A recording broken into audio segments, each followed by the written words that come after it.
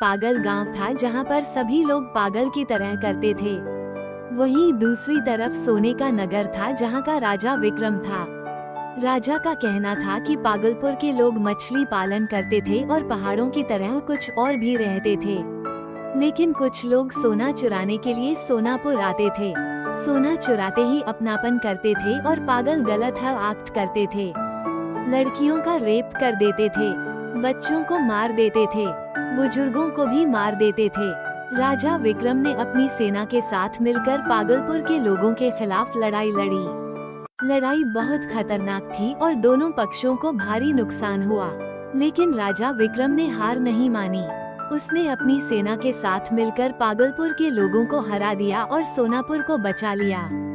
राजा विक्रम ने पागलपुर के लोगों को सुधारने का फैसला किया। उसने उन्हें शिक्षा दिलाई और उन्हें अच्छे कामों में लगाया।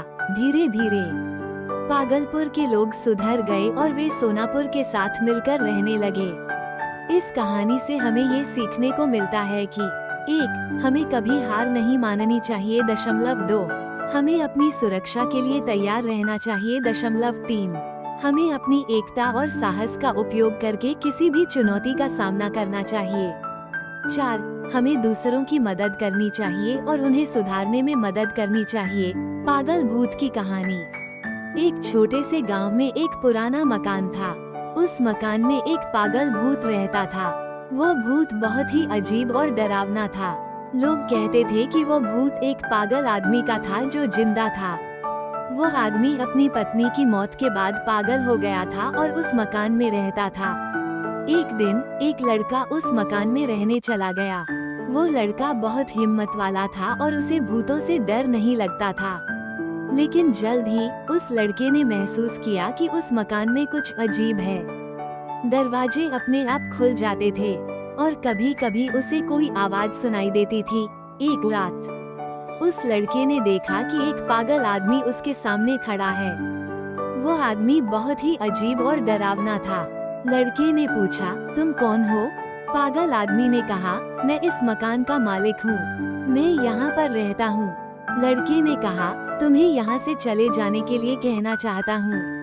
पागल आदमी ने कहा, मैं नहीं जाऊँगा, यह मेरा घर है। लड़के ने उस पागल आदमी को शांत करने की कोशिश की, लेकिन वह नहीं माना। उस लड़के ने उस पागल आदमी को पकड़कर बाहर निकाल दिया। लेकिन जब वो लड़का बाहर आया तो उसने देखा कि पागल आदमी गायब हो गया था। वो समझ गया कि वो पागल आदमी वास्तव में एक भूत था। इस कहानी से हमें ये सीखने को मिलता है कि 1. हमें कभी भी अज्ञात जगहों पर नहीं जाना चाहिए। 2.